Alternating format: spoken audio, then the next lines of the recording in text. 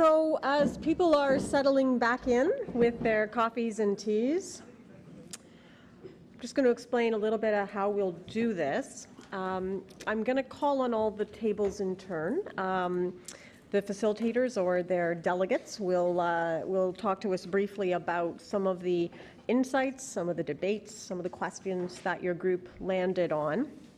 We're going to group them by scenario so that we work together through the various types of innovation in legal service delivery that you've had a chance to discuss over the last half an hour. Our panel, as you can see, is made up of Amy and Noel, who kicked us off for our discussion, and joined by the co-chairs of the working group, who want to be able to hear from all the groups. And once we've all reported in, they'll have a few final comments, trying to draw together some of what we've heard from all of you and what we've been sharing all day long. And then we'll hopefully wind up and get you on the road by 4. So I think we'll try to do this scenario by scenario so that we can compare and contrast what some of the groups at different tables might have been engaging with each different issue. So scenario A, I'm going to ask Zainab, our hostess in a way, to kick us off and provide her table's perspective on the scenario. So I'm going to try. Should I come to the mic? Yeah, if you could, we'll have a better chance of hearing you and it'll get picked up on the tape.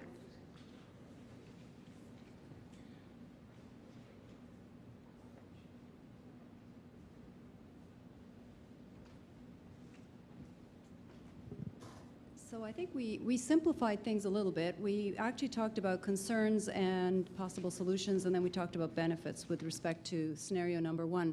I don't think I need to repeat the scenario, do I? All right, so this is initially it's a very close affiliation between Gen Y and DN Accelerate, and then later on it's a kind of a referral out. So by the way, at our table there wasn't uniform agreement about anything.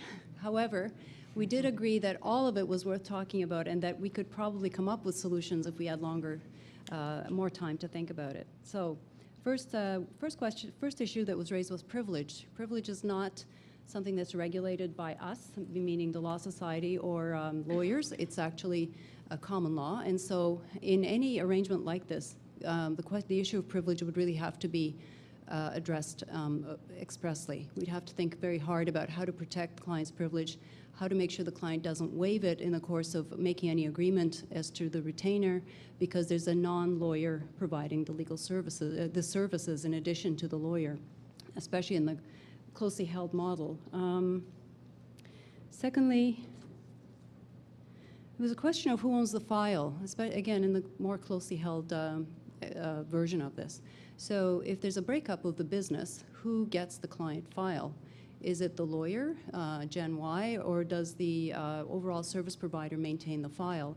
And so the corollary question is, does the regulator have access? Is the file subject to legal regulation, if you like? Thirdly, DNA may pressure the lawyer or may itself be under pressure in order to maximize profits, not to refer files out, to more appropriate positioned lawyers. For example, if the client needs a service that's not provided by Gen Y because that's not her area of expertise, would there be some motivation not to refer out to a different kind of a different lawyer, a different law firm in order to obtain that specialized advice, because there's a referral arrangement between Gen Y and the firm. The referral source was the subject of discussion. If the referral source is not regulated, what if the referral source, and this is not necessarily in this example, but what if in a situation like this the referral source was fraudulent or somehow using the arrangement in order to launder money or do any other illegal or unethical activity? So is it possible in that kind of scenario to put the onus on the lawyer to do due diligence so that to at least make sure that, to the extent that you can, that the referral source is ethical and so on? So benefits, I think they were already discussed in the course of our overall discussions, but basically consumers will like the one-stop shopping approach. This is an integrated service, and so it's helpful to the consumer. There's price certainty. If there's a fixed price as you go in as a consumer, that's always a benefit. the lawyer obtains appropriate business support. The comment was lawyers would love to get rid of the business side of it. In other words, offload that to a partner who can provide the services. And finally, that lawyers bring a particular marketing advantage to this kind of arrangement. They have a credibility, an ethical profile that allows the non-lawyer partner to benefit from that additional branding that the lawyer can bring to the partnership. So those were our comments. So Table 5 was also discussing the first scenario. So Yasmin, do you want to just maybe pick up on, building from what Table 1 was talking about, what was perhaps different or Sure. Well, we approached it in a different way. We identified the 3 aspects of the business structure that were potentially in violation of current rules. So first is Jen's business partnership with an entrepreneur who we presume, according to the fact scenario, is not a lawyer. Second is the arrangement with DNA, which involves potentially unauthorized practice, because in a sense she's like an employee of DNA providing services to DNA's clients. And then the third aspect is that in those situations where she provides additional services to DNA's clients, she has to give a percentage of her fees back to DNA. So it's another potential problem currently because of the prohibition against fee sharing. So we then wanted to try and articulate, well, what's the question in the scenario is what's the core value that some of those rules around fee splitting and unauthorized practice are meant to further. And some of us said there are no core values that currently mean anything anymore represented by those prohibitions. And others said, well, I guess the concern is that we don't want anything in terms of the business structure that would incentivize the lawyer to prefer someone else's interests over the client. So the things that Noel and Amy talked about so ably earlier. But ultimately, I think we came to sort of the conclusion that that's perhaps a naive or archaic way of looking at what currently is happening in terms of the financial and other pressures that exist for lawyers providing services. We don't assume that lawyers aren't smart enough to pick the right partners to work with. We don't assume that lawyers aren't ethical. And in a way, the relationship between Jen and DNA's clients is a triangular relationship that looks a lot like what we currently see with insurance companies, insured, and defense counsel. So somehow in our current regulatory regime, we have found a way to manage those conflicts, and there's no reason, again, in theory, why it couldn't be managed in this scenario. So confidentiality already was expressed as a concern, conflicts of interest in terms of Jen's independence of judgment and what happens if she gets conflicting instructions from DNA and DNA's clients, or instructions from DNA's clients that may be adverse in interest to those of DNA. In terms of what do we do about it, it's probably time to talk about, Amy, you'll like this, entity regulation.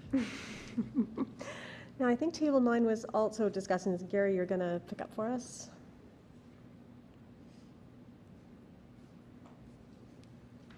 There was an awful lot of overlap. The one thing I guess I'd like to focus on is that there are ways to deal with each of the issues that we identified. Where there's a conflict of interest, there ought to be a disclosure as between the interests of DNA accelerate the client and the lawyer.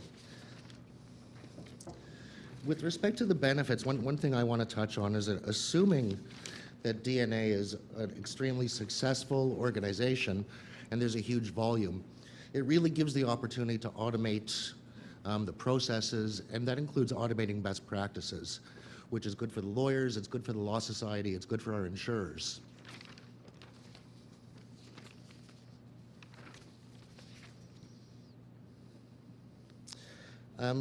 We saw, or there was a comment that a lot of the potential conflicts wouldn't be dramatically different from the conflicts that in-house counsel have today as between the interests of their organization and the requirements to abide by whatever law society regulations are presenting in the circumstances. And our overwhelming consensus was that whatever issues are presenting here could be addressed, should be addressed. We also talked about entity regulation as opposed to individual regulation as a potential solution. But I think it's fair to say that our table didn't really see any real-world impediments. We looked at the regulatory concerns as being, at this stage, more purported concerns than real concerns. And I think that generally speaking, and we had the benefit of LegalZoom's contribution at our table, so perhaps it was influenced by that, but not really. I don't think any of us saw any insurmountable problems in the scenario. So we were kind of solutions-oriented, and we thought that solutions could easily be found. Great. So Malcolm was involved in discussing this scenario. So Malcolm, final takeaways from that scenario? I don't disagree at all with where the general conclusion seems to be that there are issues which are capable of being managed. The two things that I heard that I thought were the most interesting, one was from my own table, and it wasn't my thought, so I'm not in a conflict when I say this. I thought it was interesting that the discussion around privilege and the interest around ownership of client files when you had a partnership that was comprised of lawyers and non-lawyers. I thought that was intellectually interesting, and I thought it was solvable. But nevertheless right to have to work through.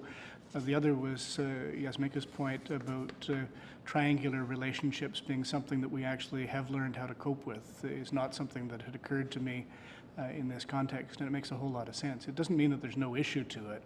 It just means that it's not Armageddon. It's something we can actually probably work through. So moving on to scenario B, Paul, I think we were going to have you come up and comment first. And scenario B is the Priceco example. So a national chain of stores expanding beyond its existing services and wanting to get into the world of legal services, with or without trucks, I guess. And there are a couple of things, actually, if I can take you to the specifics of scenario B that were important in terms of our discussion. I'd highlight the last line in terms of the arrangements, because this attracted some attention, that Priceco was seeking a certain return on investment in this initiative and would ideally seek a lump sum payment from the law firm plus a fee-sharing arrangement. I want to come back to that because what was interesting in terms of our discussion, I flipped it slightly in terms of the way in which we approached the question, to have the members at the table just blue sky what the issues were first, and then we gradually went through a list of 13 different items.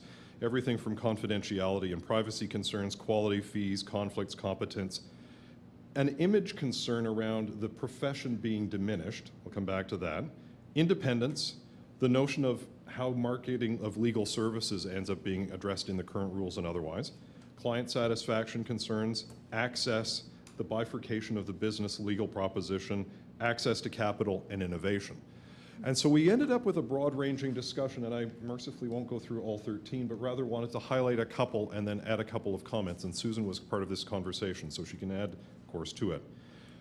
Number one was, first off, because this was a law firm in the arrangement with Priceco, a lot of the initial negative reaction fell away, because the concerns that were perhaps going to be raised in the context of, well, if this was to be sort of wholly owned by a Priceco type of arrangement, because it was a law firm subject to the existing rules, well, we were really looking at an affiliation arrangement, and a lot of the protections that are already in place would be maintained.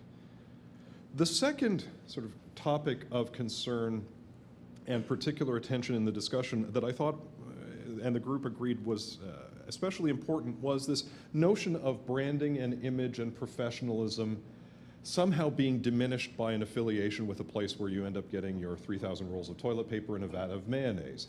In dealing with the image of the profession, what is in good taste? And the question of marketing to be in good taste is still quite open. And the question then turned to some attention about quality assurance that you would get going to a Priceco. You can get a refund as long as you've got your receipt. And that assurance of quality, because of the nature of the membership, somehow providing actually a backstop. That led us into a third area of discussion, which was around quality, and an initial concern about high volume that would have to make this arrangement work, and the perception that somehow would diminish the quality of legal services being provided, countered by the idea that a national brand of PriceCo's reputation was actually standing behind it. So the forces in terms of the concern about quality were counterbalanced, which also led to a question about the regulator, and a question for the regulator, well, what are the benchmarks for quality? And how does the regulator measure quality? And at dissatisfaction right now, sure, on the edges, we're able to deal with that. But if you're looking at a regulatory approach that somehow is concerned about quality, there are some gaps already existing. The final point that I'll make is parallels to existing arrangements. Because of the nature of the scenario that was provided, a couple of illustrations came up. One was the CAW's legal plan for members. And so how is this different? One of the questions that we were asking is, well, how is this new or how is this different? So one of these things is not like the other. Well, what about the CAW's plan? The other one that I introduced in terms of the discussion was about return on investment and how you actually measure and audit and the like, is what about the situation where a law firm goes into a traditional shopping mall lease that's actually based on a particular flat fee plus percentage of sales? And so if those arrangements are already being dealt with, when we're looking at alternative business structures or an arrangement like this scenario, it merits asking, how is this different than what we've already got in place and what's working? And I think in terms of a broad-ranging discussion, I hope that that encapsulates the territory that we ended up covering. That's great. Thank you. If we have one pattern today is that we keep adding to the list of questions. So two tables actually merged and discussed the scenario as well. So let's let Naomi wade in on their behalves, and then Susan will have a final word on this one. Okay, our discussion had a different focus, I think, than the other group, which is kind of interesting. We talked a lot about fee sharing and why we have the rules and do we need them anymore. And we also talked about the importance of disclosure. So we talked about the restrictions on fee sharing really being historical and perhaps being based on some antiquated ideas of like Champerty and maintenance, not having third-party funding of legal services, and the construct that Noel spoke about the distinction between profession and business, which is artificial at this point. We also discussed the fact that fee sharing really already happens. It doesn't happen in the way the rules, prohibit, but it happens in other ways. And people figure out ways to share fees, and maybe it's artificial to prohibit this particular, fee sharing when it happens anyways. We also were wondering really what was the distinction between fee sharing between lawyers and non-lawyers and fee sharing between lawyers, which is permitted. Now, we did see that the scenario could raise issues of candor, confidentiality, conflicts, even possibly unauthorized practice of law, because by the PriceCo taking such an active role in marketing and even sharing fees, are they somehow engaging in the unauthorized provision of legal services? That was a question. We didn't agree, not everybody was in agreement about whether this would increase access to justice, but we thought that it would certainly be a good arrangement for the lawyers and the law firms and the clients. And we also discussed that it was just promoting legal services generally, just getting the word out there that lawyers are helpful and legal services are available, and that is also a good thing. And in terms of what the Law Society should do or how to deal with this, we thought that the duty of disclosure was really fundamental, so that if you were to lift the prohibitions on fee sharing, but as long as you disclose to clients if they're being charged or the basis of your arrangements, then you're meeting your duty of candor to the client. And so as long as you still have rules about conflicts and not sharing client information, so that if you're reporting back to PriceCo, if they're taking a piece of your profits, you can't be disclosing the names of your clients, but just disclosing the amount of your billings, you know, might be okay, and you know, the Law Society still needs to make sure that that lawyers wouldn't be sharing that information. So conflicts of interest, client confidentiality, duty of candor, we've got those rules already, and that they would adequately address the issues that were raised. So I think that's a summary. Thanks. So Susan, you were involved in discussing this one. Any final thoughts that you have? Yes, well, I think it's interesting that we raised the question of access to justice, because although Paul didn't mention it, we did talk about that in our group, and we thought that, frankly, that people may be more willing to access legal services in a setting where they felt more comfortable. And given the brand of PriceCo, it would make it easier for certainly people who have a fear of accessing legal services, or who fear what the cost of legal services might be, to actually take advantage of those services. So we did think that there might be a positive spin there. We also thought it was interesting about the discussion with fee sharing, because we actually started with that premise that fee sharing in these circumstances would create a conflict. And we ultimately came to the determination that it really wasn't any different than many other arrangements that are out there already. And we managed to regulate those, and you know, they really haven't created insurmountable obstacles.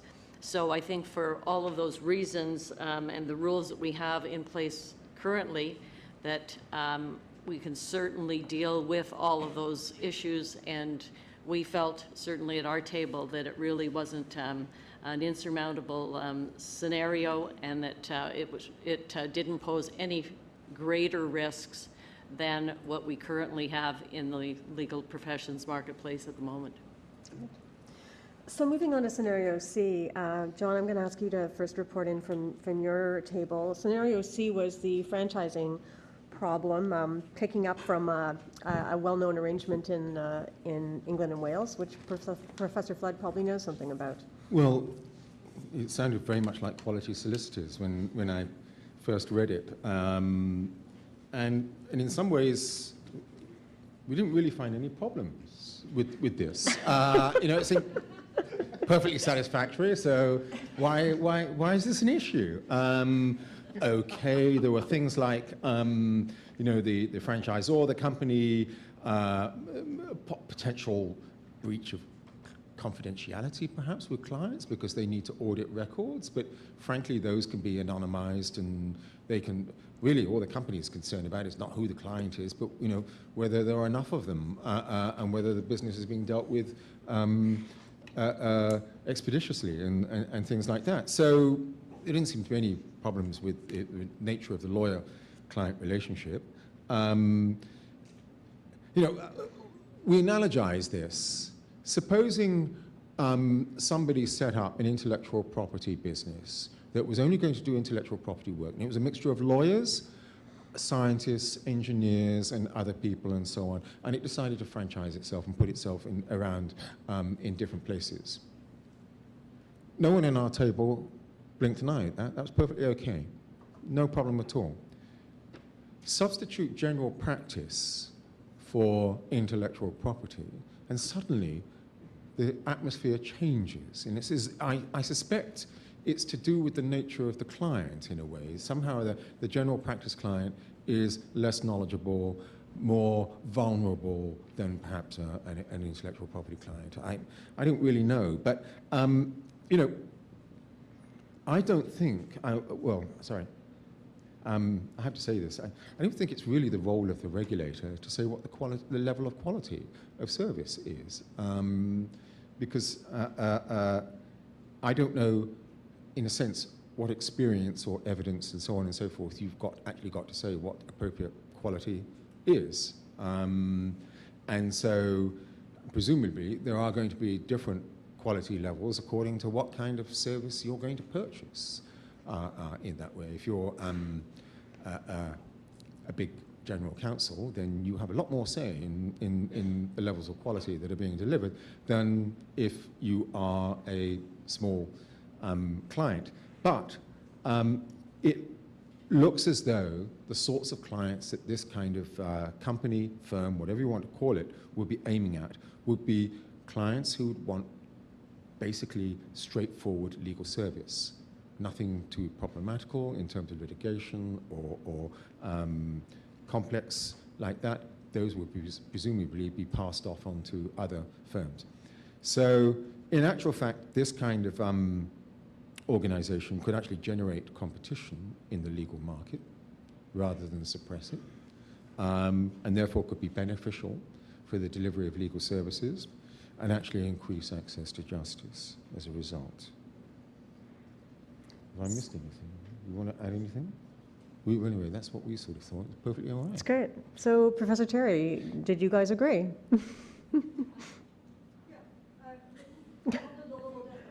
Yeah, it's, either mic's fine. Thanks. And our table agreed on almost, I think, everything, really.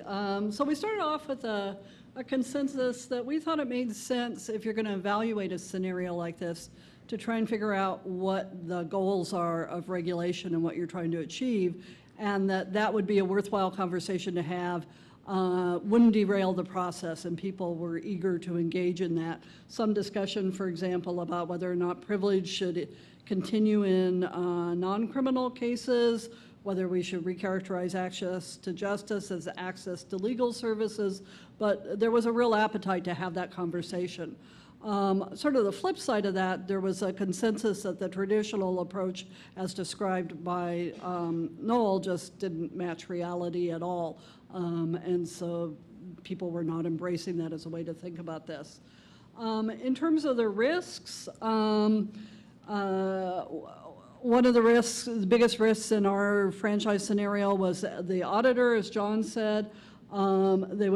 We would want some mechanisms to protect the confidentiality, to make the auditor subject to confidentiality obligations, and an interest in disclosure to clients. So that same theme that came up elsewhere. One of the questions that we were talking about is, do you have a risk here that the auditor is going to override the lawyer's judgment in terms of, how much money you get to spend on the matter? And overall, there was enough sense that you were much more likely to have positive benefits and improved quality of service rather than negative. But this made us think that maybe there should be a monitoring role that goes on, and also a rule that a lawyer could only comply with direction from the outsiders to the extent that it was reasonable. In terms of benefits, in addition to the improved quality and standards that we thought might exist, we thought it was much more likely that you're going to get coverage in more rural, less populated areas, and that it would be a benefit for young lawyers coming in to have a structure to go into. Carrie practices as a family practitioner in Hamilton, and she said she didn't see this as a threat to people like her. It would be probably that new entrants, like young recent graduates, would have a hard time getting started, but that they might in fact welcome this, where somebody else is taking care of all the business stuff. In terms of the advice to the Law Society, our table agreed that the tradition is to prohibit, but the better approach is to regulate, to monitor, to figure out what you want to regulate and set out to do that in the least restrictive means, and then monitor to make sure that you haven't missed anything. But there was a concern, and we did endorse entity regulation quite strongly, but that raised a little bit of concerns that the Law Society would morph and double in size, and there was some concern about that if you embrace entity regulation. A worry. Judah, as someone who works at the Law Society, reporting in from your table, and as someone who's going to keep working on this project, if you want to sum up for us what you think emerges from scenario C. Sure. We had a pretty free-ranging discussion, and like the other two tables, people were generally receptive to this sort of model, and even started the discussion with some questions as to what are the red flags we're supposed to be seeing here. There were people at our table from big firms and sole practitioners, and one of the large firm representatives noted that really when you look at these business costs that are put in the case study, that's no different than what a law firm would be doing and internalizing within its own firm structure. So taking this back to a Yakabuchi and Trabilko sort of perspective, the firm and its entity already does this, and would it be unreasonable to allow sole practitioners to group together under a new hybrid sort of structure in order to pool resources in certain respects? And that was seen as one of the potential advantages. The group was generally supportive of non-lawyer ownership here, which it would be contemplated presumably, and thought that there's nothing wrong with having people with, who are non-lawyers with their skin in the game, so to speak, so long as there were certain types of controls in place to ensure that issues that may be more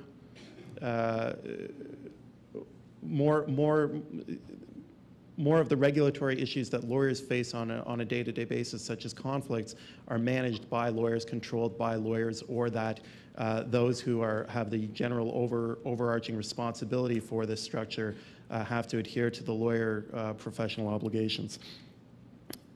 In terms of the questions and looking at first the fee sharing prohibition, the group didn't really spend much time on the historical rationale for it, but thought that with sufficient disclosure in certain circumstances, consent, or a requirement that there was no increase in legal fees as a result of the arrangement, there was no real issue with some sort of fee sharing with non-lawyers or other B2B type of marketing initiatives and fee structures. The core values at issue that the group identified included maintaining the duty to the client at issue, preserving, avoiding conflicts of interest, and maintaining confidentiality. And again, the auditing of the file was raised as another area that was just one that caught the attention of the group. They thought that quality of legal services and the consumer rights that came out of the UK might be things that we could be considering as well as core values that would apply to this sort of entity. And then in the risks and benefits, we've heard some of them already from the other tables, but one of the benefits that was attractive to this group was that certain legal services might become more consumer friendly, which may enhance access to justice and satisfaction with legal services, which might also have a related regulatory outcome of a decrease in complaints and access for otherwise self-represented parties. There was some hope that through economies of scale there would be enhanced resources at lower price points, and that otherwise isolated sole practitioners might be able to now have supports like calling into a central area, having the ability to call up a colleague at a different franchise location, those sorts of benefits, which also could be just generally appreciated by practitioners, as well as having regulatory benefits. The risks went to confidentiality and the risk that you might be taking away purchasing power of certain clients, or increased risks of limited choices to clients when last-minute problems arise. If it is a high-volume sort of routine, mechanized sort of system, then there is a concern that this might mean that when there are problems that arise, they're not addressed as detailed in as detailed a manner as they ought to be. And then there were conflict questions, such as whether or not two different franchises could take on litigation files for the different sides of a dispute, and whether that might be permissible. Would there be ways to create an ethical infrastructure with sufficient divisions to permit that, or is this just a complete no-fly zone? In terms of the balancing of benefits and risks, it was suggested that,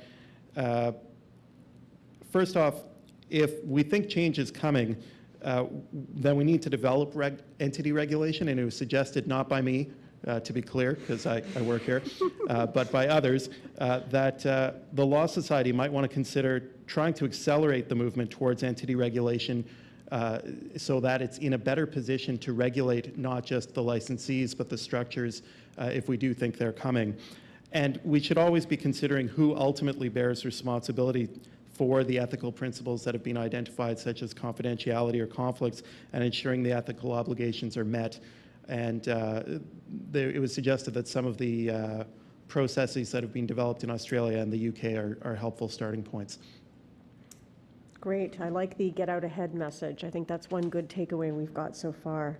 So our last scenario is my law, and maybe Edward could step up on behalf of table 4.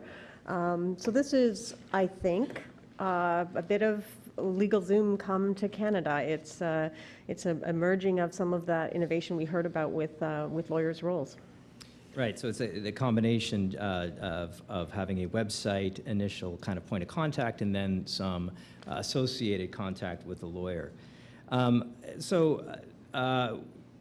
It's hard to know where to begin. It was a sort of a wide-ranging discussion. I think it's fair to say that there wasn't unanimity around a number of things. There was unanimity about some things, so why don't I start with that? And that was, well, the kinds of values that might be at stake with this idea of the online opening and then having a consultation with a lawyer. The sorts of values that were concerned were raised about would include confidentiality of the information. So this is, say, getting a will. You're disclosing your assets, let's say, in order to get advice on that will. Is that confidential or not? Some concern about fee splitting and the potential for threats to independence that could conceivably arise with that, though there were differing, I think, degrees of concern about that around the table. Another concern that was raised is, if I could put it this way, just kind of a know your client concern, as I think actually Victoria put it that way, is there something lost when you have the online kind of opening that really guides the giving of advice in a way that may not be as deep. And certainly Michael expressed the same sorts of concerns, not as deep as a personal one-to-one interaction would be.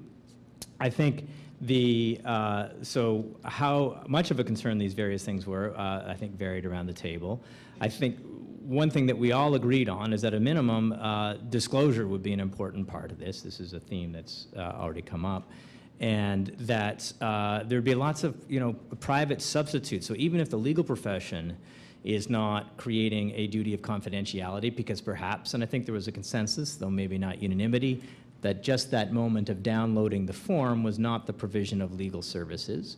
So maybe at that point, there isn't a kind of law society obligation to keep things confidential. But even if there isn't a law society obligation, it's not difficult for websites to create their own kinds of confidentiality obligations. In fact, this is a common thing. So having some disclosure up front about what you get and what you don't get with respect to confidentiality, and indeed with respect to, if there is some sort of fee splitting associated with a lawyer, then having, I think, disclosure was, I would put it this way, the kind of minimum that people thought as being appropriate. I think there were varying degrees of how much further we should go on that. And so one possibility, rather than just say allowing people to come to consensus, that is having the site offer a certain menu of confidentiality options, is perhaps we should regulate that. That was another suggestion, that if you're going to be business of having these exchanges online, there ought to be some minimum standards of confidentiality. That would be another possibility. I think so. The idea there being, even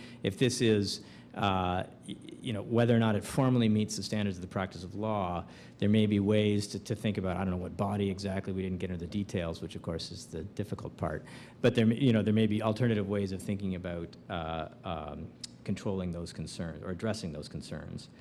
On the know your client concern, I think this was certainly expressed. There was some concern that there's no substitute for that kind of personal interaction. The way the scenario is set up is you have some Skype consultation following on your initial interaction, just technologically on the website. I think there were varying degrees of opinions about how nuanced, how kind of bespoke your advice can be about this will, if it's just this Skype consultation associated with the online interchange. Some saying that kind of interaction is vital, and others, and I'll put myself in this camp because I found the Lex Machina example saying, my goodness, they can use these websites to predict outcomes of cases. Like, that's how detailed the kind of analytics of a website can be. I think you could get quite a bit of detail even in just an online kind of interaction, a lot of predictions about what's the kind of information that the client needs as a consequence of the kind of questions and early disclosures they're making in the process in the online exchange. So there were some other issues that came up that came up in the discussions of the other fact scenarios. So we also talked about the triangle, the insurance triangle, and saying that we have these kinds of conflicts. One of the members of our group confronts these all the time, doing work for insurance companies, and they get managed. And so she was at least, suggesting that experience in that field is positive for these kinds of concerns. Fee sharing happens anyway. There may be some benefit. That is, there's different means of accomplishing these things. There may be some benefit in actually just making things transparent and having it upfront disclosed, rather than these sorts of rather opaque and murky arrangements that certainly Yasminka's presentation, I think, hinted at. And finally, the image point that came up earlier that Paul mentioned, I think that came up, it did come up as well in our group with some concerns expressed about what does this say about the legal profession when it can be so mechanized. But on the other hand, some reactions being, well, actually, maybe it's mechanical. Maybe the production of a will, you can follow a kind of algorithm and get to good legal results. And also associated with that, the idea of maybe an online presence with a brand may be able to offer a kind of commitment to quality that a sole proprietor may not be able to, right? When you have the power of that brand behind you, that actually may be something useful for the client. So there were, again, differing opinions on that. Thanks. So, Jim, did you want to pick up on what table 11 and 12? I mean, just maybe building off of that. I'm just sensitive to our time, so if you want to let us know whether those tables had a different take or something Sure. in addition, or... Well, I'm actually a tag team with Amy because, Yeah. as you know, she likes to work in a team. So she'll wrap up and I'll just talk about some of the things that we touched on that might have varied from the other group. So again, we did touch on many of the things that Ed mentioned. We thought that this contemplated perhaps a foray into entity regulation and regulating, in fact, the whole piece of it, including the forms piece and the legal services that the lawyer was providing. We talked about how this begged the question of the quality of legal services, given what might appear to be the perfunctory or notional consultation that the lawyer was going to have with the client. And we analogized it to something that we've already sort of engaged with at the Law Society at the regulatory level, and that's on the unbundling of legal services, where we made it clear that just because you're doing a piece of a matter doesn't mean that the quality or the competence devoted to that part of the legal service should suffer. So we wondered whether or not there would be a quality control built into the provision of these services.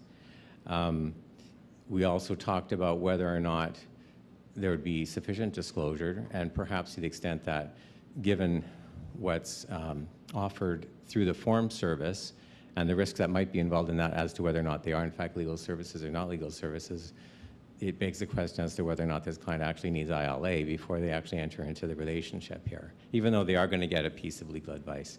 We touched on conflicts as well, and there was a scenario where we envisaged perhaps two family law clients coming to my lawyer separately on two different matters that might be related, and what happens then if the lawyer is advising both sides. So building in some checks and balances here, and again, the disclosure issue loomed large for us. I'll let Amy pick it up after that. Yeah, jump in. I think only two things I would add was that there was some discussion about the potentiality to facilitate access to justice, particularly in rural areas, by having an accessible online format. And on the issue of disclosure, I think there was some discussion about what constitutes meaningful disclosure over the internet, and thinking about things like terms of service and how much that actually is able to inform a client about what they're getting. It's something they're just going to scroll through and click off. And so building back to that idea of informational asymmetry, there may be terms of service that say, this isn't legal advice, or we're only providing you with this type of advice, but the clients seeing these forms and maybe seeing a lawyer over Skype won't understand that in the same way they might understand if they just go to Staples and get a will in a box. So being cognizant of those issues too. James, your group was talking about this as well. Oh, sorry, Noel. Oh, yes. Yes, I already did James. So most of it's been covered. I'll just add one other thing that's sort of on the plus side, or a potential that our group saw in this, is that depending on the way the lawyer's arrangement with MyLaw is structured and how much latitude the lawyer has, this could actually be a great way to sort of introduce people to legal services and give people who might otherwise just go with a will kit or a pre-printed form the idea that there are legal dimensions to this, and it could actually be the beginning of solicitor-client relationships, sort of like the Law Society's referral service. So Amy and Noel, we're both going to give us a quick wind-up comment, and then I'm going to turn it over to Susan, and then Malcolm is going to say our goodbyes. So Amy, you know, this is your world. Like, do you have a kind of final thought about what the most compelling issues are that have emerged today? Great. I'm not sure if it's my world, but an interesting world, a world I'm interested in for sure. I guess one thing that seemed to come out of the conversation today, which is not surprising, is that if alternative business structures are introduced, there's going to be a need for entity regulation. One point I want to emphasize is that although we need entity regulation if there's alternative business structures, we don't need alternative business structures to have entity regulation. And I think the concerns that entity regulation can capture are concerns that apply to traditional law firms as well. So something to keep in mind.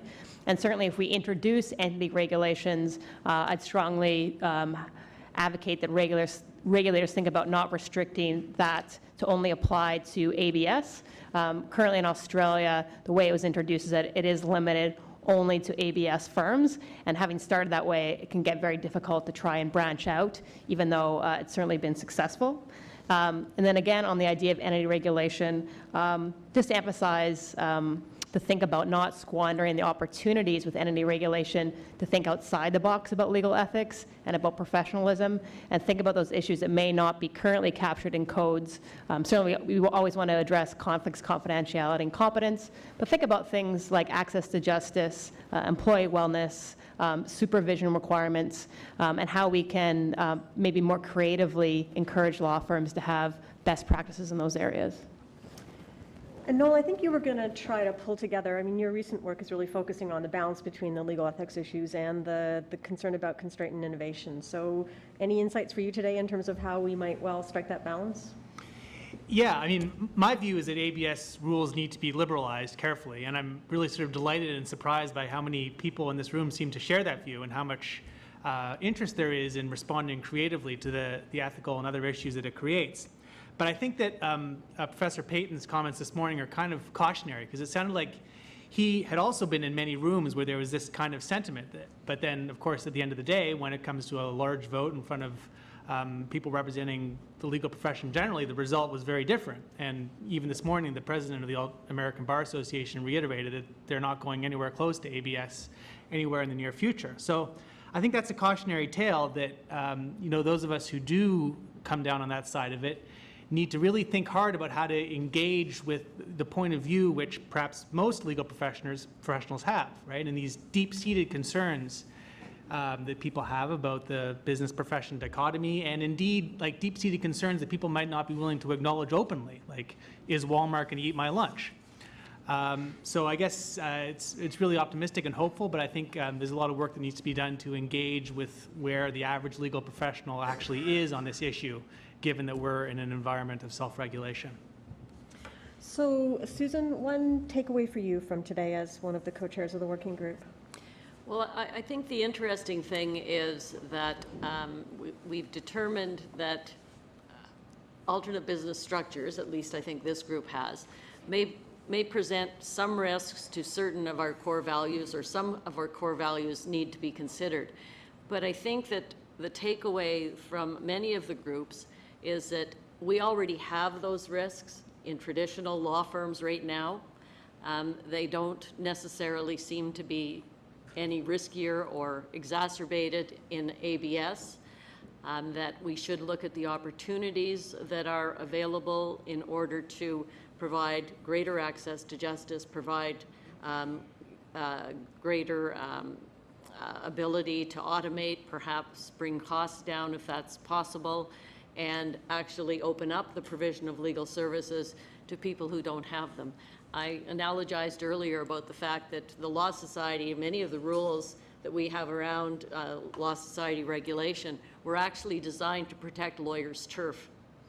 And what's really happened now is that lawyers are locked inside that box, and all the innovation is taking place on somebody else's turf. And unless we do something to really deal with those issues and the regulations that restrict innovation, lawyers are going to be left in the dust. And I'm now going to invite Malcolm Mercer, one of the other co-chair of the working group, up to the podium actually to share his final thoughts on what lies ahead. I'm going to take the advantage or the opportunity to mention the 3 or 4 ideas that I thought were the most significant, and then my own takeaway. Listening to Professor Trebilco talk about the starting point of economic efficiency not being for him the only thought that he has in mind, and the importance of substantive equality served by efficiency, served by proper economics, I thought was tremendously valuable. It seems to me that we are capable of walking and chewing gum. We are capable of pursuing 2 different things in the same time. The second is that, and maybe the metaphor is that water always finds its level, there is innovation happening, there will be innovation happening. The question is whether or not we prohibit it for lawyers. And the consequence of prohibiting it for lawyers is that lawyers don't participate. Jim Peters made the point that lawyers are leaving practice to be able to innovate, and it seems to me that over time, if you imagine that 10 years out, you've got a lot of innovation having happened somewhere else and the lawyers not having participated. What I took from Yasminka's point on the same thing is that if lawyers can't innovate and the innovation happens outside of the regulated sphere, vulnerable people can be hurt in that process because we don't, in a desire to protect, we fail to protect. Professor Yakibuchi's thought I thought was important, which is maybe it's another one-size-doesn't-fit-all thought, but rather that new business structures will be useful for some things, but not for everything. And the economist view is we should be creative in allowing innovation to develop without being certain where it will lead to, but also being reasonably confident that most of what we already do will survive because there's a good economic reason for most of what we do. IT as a game changer is the other theme that I kept hearing, and the one thing we know about technology is it's not stopped. And so the thing that we must reflect on, it seems to me, is if we know or think we know what 2013 is about, we should be thinking hard about what 2023 and what 2033 is about and where lawyers will have a place at all. I share the point which was made by Susan, which is it's quite interesting in this room that what we didn't have, and one might easily have imagined we would have, is a wall coming back saying don't change. We had concerns about where change might lead. We had concerns about how change might properly be achieved. But what you don't have as a consensus is a pushback there should be no change. And that is quite interesting in a room this size and this diverse. And I think that's really important. And I think that's the biggest takeaway for me. So to go to the thank yous, because Pamela will be unnerved if I talk any longer, I want to thank the panelists for coming and sharing their expertise and leading us to be better informed, but also to participate in the dialogue, to sit at our tables and work with us towards solutions. I think that's tremendously important. I'd like to thank Pamela for her expertise in arranging us and leading us and allowing us to have a good discussion. Zainab, I particularly thank because she is sitting quietly, but she, with Susan and I, are the leaders of this. But I want to turn to the people who I wouldn't put the capital L leaders, but are in fact the leaders. Margaret, Naomi, Judah. It's at this point that sort of traditionally one thanks the staff, but that's not what these people are in that sense. These are highly skilled policy and regulatory counsel who are really smart and really thoughtful and bring a ton of expertise to what we've done today. So I'm very grateful to them. As a working group, we're grateful to all of you because we need to go away and actually take what you've said, what we've talked about, what we've thought about, and make something useful of it. That scares the hell out of me. I'm grateful that you've helped us in the thinking, because you have. We've got a room of really bright, creative people who've worked through issues, and I think there's going to be great value in that. What I ask of each of you as an additional burden is that you continue the discussion, that you continue thinking about this, that you participate in your groups, in your organizations, in your firms to talk about this, and that you support us when we come forward with proposals, because we will need your help. The point was made that the backlash can occur in a room that hasn't had the advantage of the discussion, and I think we're going to need your help. You may think we're doing the wrong thing in the end, in which case you should say so, and I'm sure you will constructively, and that's great. But what I would hope that we can have from you is your continued participation and your continued support as we actually try to do the right thing in the public interest. So thank you, and have a great time and enjoy your weekend.